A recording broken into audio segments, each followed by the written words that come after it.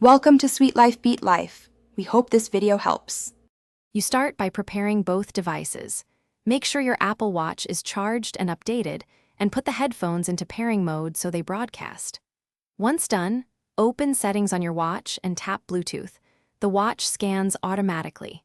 You do this because the watch handles audio pairing directly and won't show devices already connected to your iPhone unless they are discoverable. Stay close, within 3 meters. And keep other Bluetooth devices off to reduce interference. You'll see the headphone name appear under Devices. Tap it to start pairing. The watch negotiates the connection and displays a connecting indicator. This can take a few seconds. If the accessory prompts for passcode, enter it or accept on the headphone control. Many modern headphones pair without codes.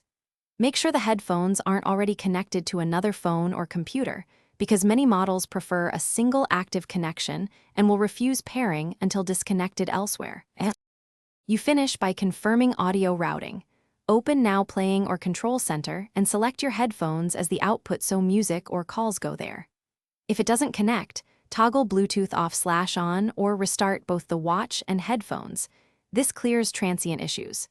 If problems persist, make sure the headphones aren't paired to another device, disconnect them, or clear their pairing list per the manufacturer. That single troubleshooting tip, remove other active connections, fixes most stubborn pairing conflicts.